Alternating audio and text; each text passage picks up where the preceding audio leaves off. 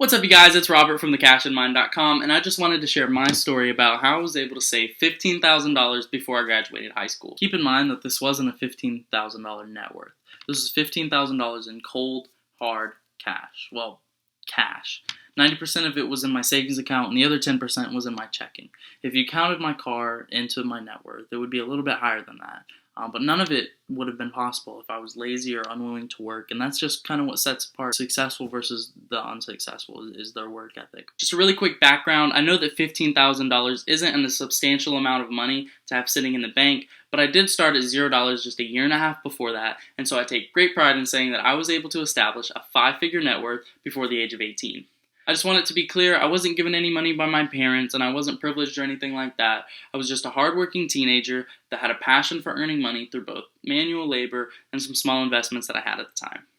There aren't any get-rich-quick schemes behind how I made my money, and anything that promises you substantial amounts of cash quickly is probably a scam and not worth your time. You should make your first couple $1,000s the old-fashioned way, as it shows you the true value of money. By around age 16 and a half, I began to realize that most of the people around me were getting jobs, either in the restaurant business or in retail, which has a reputation for hiring younger people with less experience. I figured if they could do it, so could I. So I hopped online and I applied for places left and right, all different types of jobs, front desk, crew, anything that I thought would hire me. I think I ended up applying to 20 or 30 different places before I was finally sent an email to come in for an interview at a seafood restaurant called Captain D's. The minimum wage in my state was $7.25 at the time, and I was stoked that my starting pay was $7.35, 10 cents higher than I thought I was going to make. I remember being so excited about that extra dime that I was actually in the parking lot after I got the job, calculating how much extra I would be making. I look back now and realize it was kind of ridiculous that I was so hyped up over like $8 on my paycheck, but that extra $8 every 2 weeks got me ever so closer to my goal, especially because I was getting the hours that I needed at the place that I worked. They gave me anywhere from 30 to 40 hours per week, and so I'd get home from school, go in at about 4 p.m. and stay until 11 p.m., wake up the next day, and do it all over. I'd work from 8 a.m. to 2 p.m. doing landscaping work around the neighborhood and bringing anywhere from $100 to $400 in those 2 days, and that was my life for a year and a half. For most people, the repetition of doing the same thing over and over again probably would get boring, but I know for me, I appreciate when you smash that like button for the YouTube algorithm. If you haven't already, do that now. Thanks. Okay, back onto the topic. I really appreciate the hustle and grind more than I do the end goal. There's something about working 50, 60, 70 hours a week that makes me feel like what I'm doing is worth it. I was happy with my $7.35 an hour, and I was happy with being at my job. A lot of people around me would kind of flaunt and say, oh, I'm making $10 an hour, oh, I'm making $12 an hour, and I'd ask them, how many hours do you get per week? And they'd oftentimes say, oh, I'm getting 10 hours, oh, I'm getting 15 hours, or whatever it is. And that's not going to make you a substantial amount of money to save, especially when you have bills like I did. I had to pay for my braces bill every month. I had to buy my own food. I had to pay for my cell phone, which all of that was around $250 a month. By this time, I was making anywhere from $300 to $500 every 2 weeks just from the paycheck from the restaurant. At 16, this was more money than I had ever seen at one time, and I felt really, really good about myself, as you can imagine. I was stacking up a ton of money, and I wasn't even really buying anything, so all of that went directly into my savings. I attribute most of my successes with savings to that point in time. The biggest lessons that I learned was that it didn't matter what other people had. Every time you focus on impressing others, you take away from impressing yourself. You're not saving this amount of money for someone else. You're saving it because you want the financial security that it brings. Don't feed into whatever trends are happening at the expense of your future. Those $200 shoes will go out of style, and there's a new iPhone every year. I mean, it's 2020, and I still have an iPhone 6. I still have an iPhone 6. I'm not trying to get anybody's attention by the items that I have, and I'd recommend you doing the same. They don't matter as much as you think they do. So my tip for anyone in their teens trying to make money, it's okay to go with a lower paying job if you're going to get more hours and just work. Just work as much as you possibly can. I'm a firm believer that you have to work towards your goals in order to be successful, and it's the only way where you can get where you want to be. You see, I actually had a goal, and I stuck with it.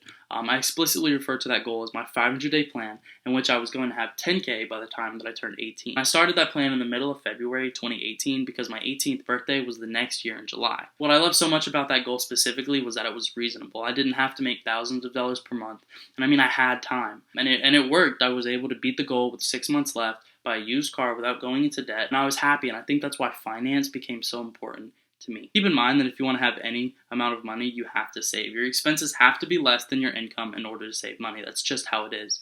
If it's the opposite and you're going into debt, which is the last thing you want to do in almost any situation. One of the biggest problems I saw during my high school years were that teens were making money, but they were spending it all on Starbucks or going out with friends, and they weren't really taking advantage of the lack of responsibilities that they had at the time. If they were more educated on money, they would have created a financial cushion. That way, after high school is over, they have money to move out, buy a car, and get a head start in life. Instead, they'd rather buy clothes and AirPods to impress the people around them rather than to stack their money and act broke like what I did. That's why a lot of them have issues now getting out of their parents' house or saving for anything because they didn't develop that skill when they had the opportunity. It's crucial that you save as much as you can because you never know when you might need it the most. It's always better to play on the safe side. In the beginning of the video, I talked about how I had some small investments during the time frame that I was saving money. The biggest of which was what's called a CD, which stands for Certificate of Deposit. And essentially, you give the bank a certain amount of money that you can't withdraw, and they give you a higher interest rate than a regular savings account. CDs are a very safe investment, and you can earn anywhere from 1 to 4% interest over the course of the CD. A big downside to a CD is that you aren't allowed to touch the money before it matures, so make sure you have enough to get by on beforehand. You should only start investing when you have extra money stocked away. If for whatever reason you need to take that money out, you'll probably be penalized and you'll forfeit any interest, making it not worth it. Over the course of a year and a half, I had 3 CDs, all of which were anywhere between $1,000 and $3,000, and I got around $600 profit from them, which I wouldn't have made if I had just kept the money in my savings account. Every bit helped me reach my goal. The other investing option that I did, and I think you should do, is learning to trade on the stock market. I personally learned by using Robinhood. Robinhood offers commission-free stock, ETF, and option trades. Now that the company's competitors also offer free trades, Robinhood also allowed me to trade cryptocurrency during its boom, and I was able to make a little bit of money from that. Robinhood is so easy to use that everyone should be able to pick it up with ease. Remember only to invest money that you're able to take to zero, that way you're not relying on a Hail Mary to pay next month's rent. Robinhood does lack in some aspects too. You can't buy bonds or invest in mutual funds, so the app in general is more risky because you're dealing with the stock market, and that can be kind of volatile. I'm no pro by any means, but I did get profit at the end of the year, so I think it's something that everybody should give a shot, especially if you have money to spend. A majority of my money, though, came from working, saving every penny that I could. I didn't buy anything for myself, and sometimes I feel like I should have. I should have spent more money on nicer things, but for the most part, I was content with what I had, so I didn't really go out and splurge. There was a couple purchases that were larger.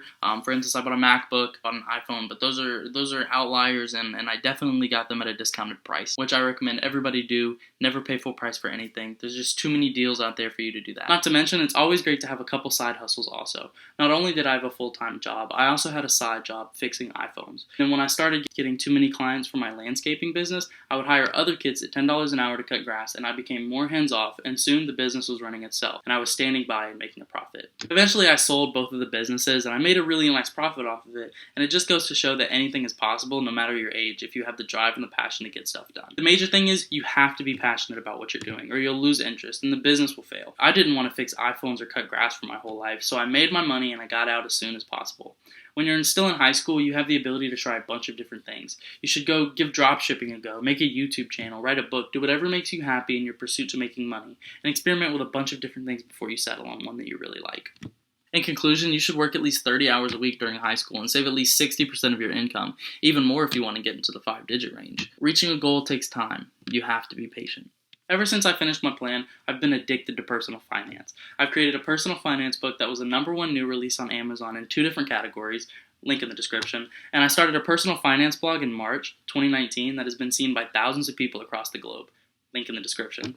It's really the first 15K though that got me into this, and if it wasn't for that, you probably wouldn't be watching this video right now. So I applaud me from the past for having that drive and hustle because I love where I am right now. Just a little side note, this is my first YouTube video. Please remember to smash that like button for the YouTube algorithm. It really helps out the channel. Destroy that subscribe button and ring that notification bell so YouTube notifies you every time I post a new video. Also, feel free to add me on Instagram and Twitter. Both of those links are also in the description, and we post there pretty much daily, so if you want to be part of it, you should definitely check it out. You should also take a look at my personal finance blog. I've got dozens of articles on saving, investing, and using credit.